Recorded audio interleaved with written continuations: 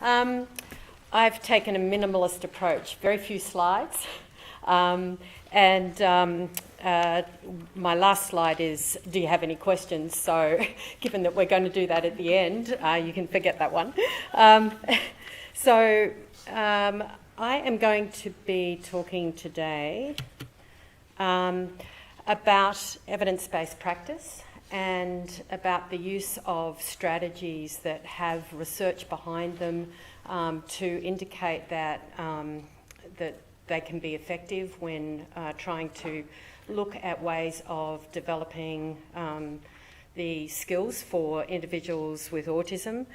I'm going to basically cover 4 areas. One is what's happening in terms of current research, what is the evidence telling us about what works and what doesn't work.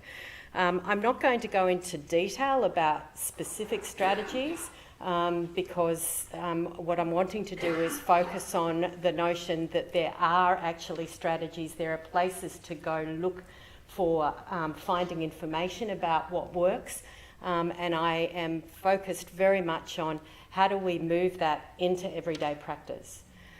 I'm going to look at what is currently happening when we're looking at translating research into practice in terms of strategies to support students with autism. I'm then going to talk a little bit about what impacts on the way we might select what we think works. And finally, then look at ways in which we can try to facilitate the increased uptake of evidence-based practice. So, starting off with what works, I've been in the field for a very long time. I don't want to give the number of years, but if I go back to when I first started, we really did have very limited knowledge of effective ways of facilitating social communication, how we might go about trying to teach, particularly kids who were non-verbal or kids who had challenging behaviour. We didn't have a lot of strategies to draw on when I first started working in the field, and that's changed dramatically over the last 30 years. And so what has happened is that the amount of research that has gone into looking at effective ways of supporting individuals with autism has just grown exponentially. And that's part of the issue for us in some ways, is how do we keep on top of all that information? How do you possibly, when you're a practitioner, an educator, a clinician, how do you possibly wade through all of that information and make sense of it?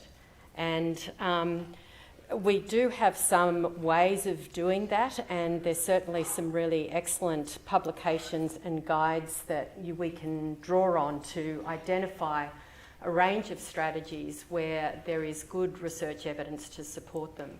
I've just put a picture of one of the repositories, if you like, the report through the National Standards Project, which provides basically they've gone through and looked at all of the studies around what might work in strategies to support the development of individuals with autism, and come up with a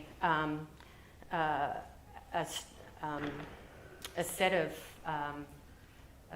criteria in terms of determining whether a particular study is of high quality, whether it's the outcomes from that study can be relied upon to be valid, and then generated from that a list of strategies that they have determined based on those criteria as having sufficient evidence to give you some confidence that you could use those strategies in day-to-day practice.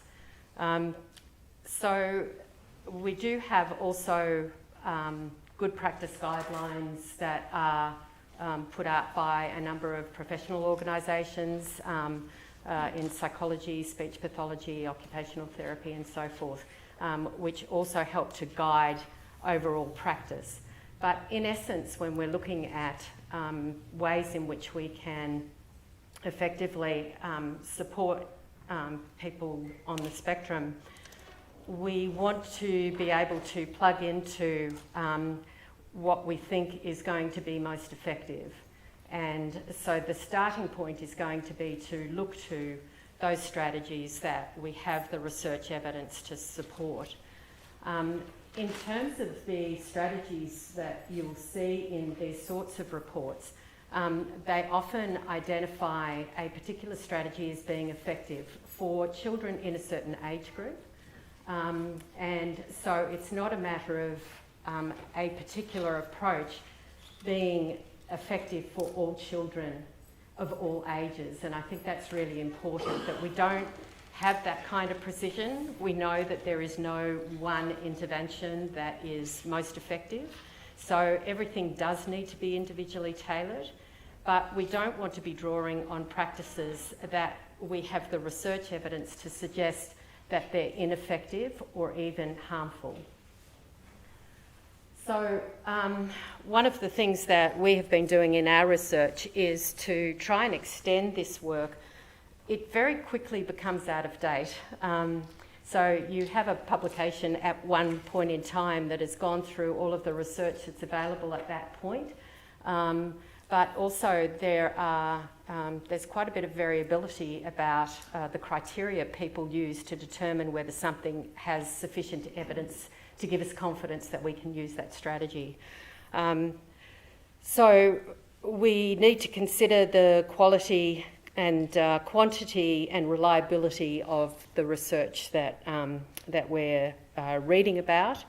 And these reports can be helpful in actually doing a lot of the hard work for you. So what's happening at the moment in terms of translating what we know can work into practice? And this is something where we have, over a number of different research studies with my colleagues, we have looked at allied health professionals, teachers, early interventionists, to try to get a better understanding of what are people using and where do they go to find out information about what to use.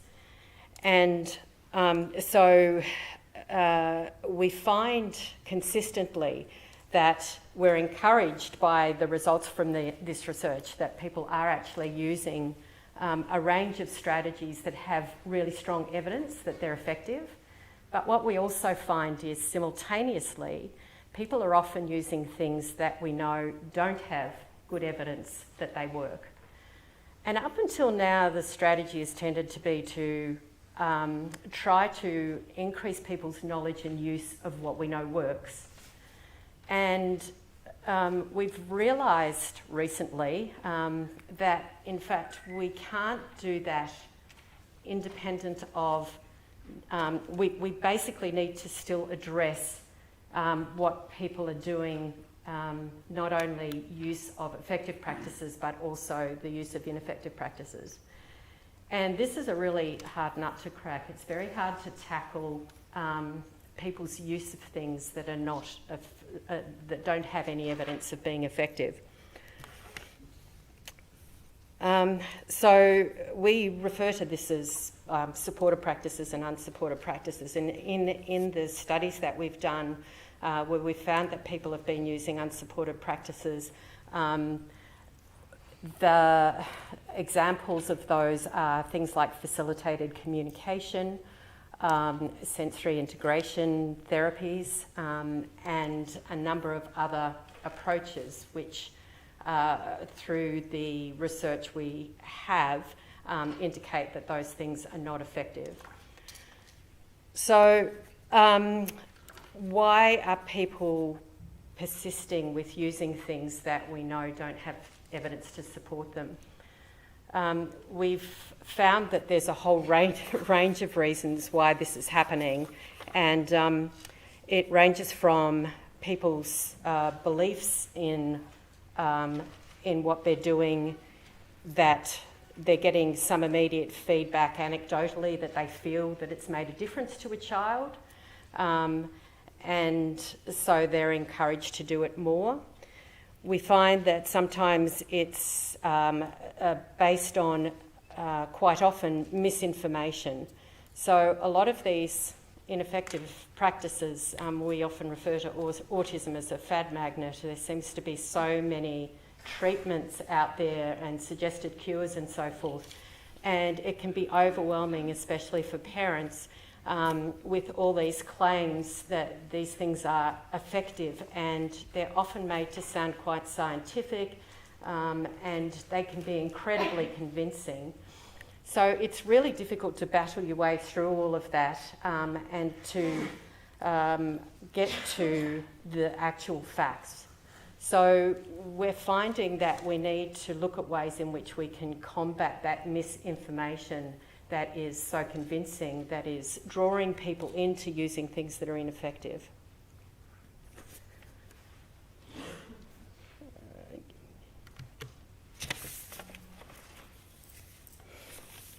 So, as I said, fad treatments are very convincing. They sound scientific. Some claim to be a cure, and often a quick fix to the issues that are being presented. It's very difficult for most people to be able to access the research and to work your way through the large body of research to get to the actual evidence and to find out what the facts are behind it all. And that puts up all sorts of barriers for people in terms of being able to work their way through to identify what is it, is this particular treatment effective? And autism is a complex and heterogeneous condition, which means that there isn't a one size fits all. There is no quick fix, and it is therefore a matter of individualising what we do. And so I think people are pulled into using often things that are ineffective because that they have a great appeal.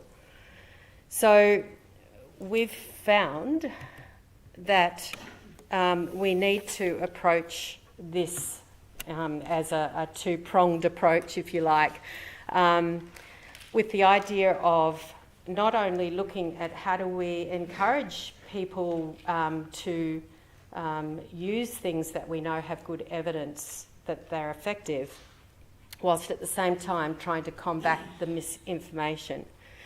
The problem is, and there's a warning there, that when we tell people to stop doing things, it can encourage them to actually do it more. And we see this in kids all the time, but it happens frequently, and we've had examples through the research in climate change research where this has occurred, but also probably closer to home is the whole issue around vaccinations in autism. And what's been shown to happen is that if you provide people with facts about vaccination and demonstrate that all of the research has shown that there is no connection between vaccination and autism, when you survey people before you present that information and afterwards, the research found that in fact people increase the likelihood that they would not vaccinate their children, even though they'd just been presented with all the facts to say that there was no link. So why does this happen? I mean, it's so frustrating to see this, but what we've realised is that unless we get better at combating misinformation, that we're going to lose this battle, and all of these things will persist and children will be worse off for it. So in our research, we've been looking through drawing on the cognitive psychology research about ways in which we can try to combat misinformation. And one of the key things that we need to be careful of is the way we present the information that we don't get that backfire. So by telling people to stop doing something, or telling people to do something like go and vaccinate your kids, that we may actually be having the exact opposite effect to what we were actually trying to achieve. The other thing that we've found is that we, when we can be effective in combating misinformation sometimes, that there is a rebound effect. And what this means is that initially, people will, when presented with this information that something is not effective and to recommend not using it, that the immediate reaction might be that they now have made a decision that they won't use this anymore. But when we go back and revisit them, say 4 weeks later, we find sometimes that there's been this rebound effect whereby they've gone back to their original belief. So even though they were convinced at the time by the facts, all of a sudden that old belief has re-established itself. So we think that that happens for a whole range of reasons, including that the original information they were presented with to combat the misinformation has faded over time. But what's stuck is what they believed before that had been somehow reinforced for them.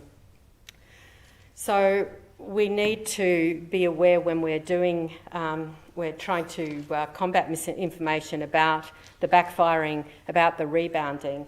And the other issue is, if you say you shouldn't be doing this, it leaves a vacuum. So what am I going to do instead? So I've been using a weighted blanket with a child in a classroom and it seems to calm him, so I'm going to continue to use it. So I come along and I say, well, there's no evidence that a weighted blanket will actually be effective in helping this child to learn.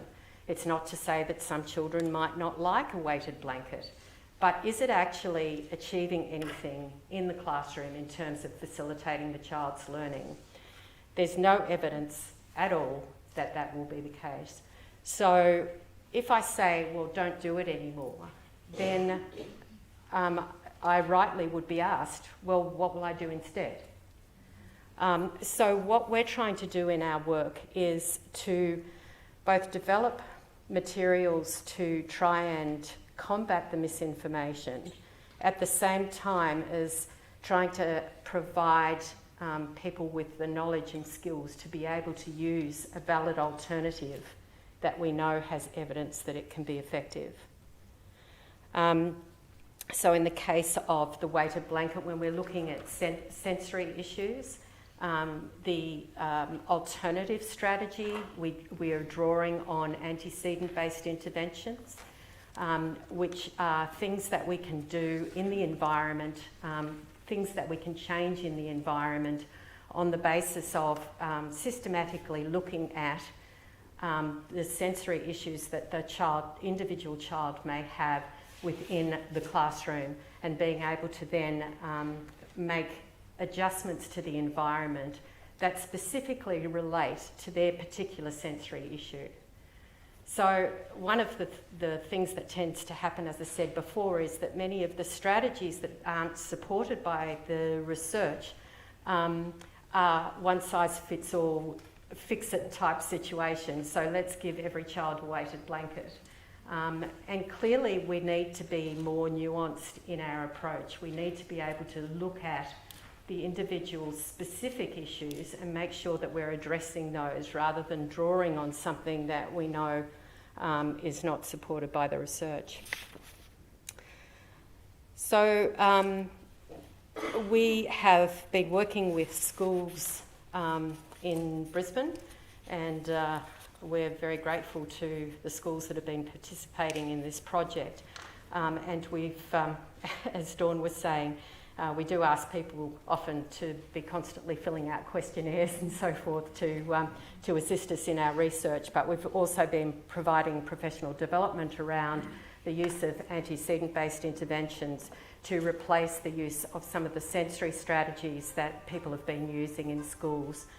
So the weighted blankets, sensory diets, and a whole range of other strategies that we see quite commonly used, which we know from the evidence are just not supported in terms of being able to improve educational outcomes for these kids. I think I am out of time, which is okay. I only have one slide left. So the next steps, we are trying to build a bank of strategies, a repository, if you like, which would be in place of some of the, or complementary to some of the other places you can go and look and say, you know, where is the, what are the strategies that have good evidence that they work. So we're actually doing our own analyses of all of the research literature.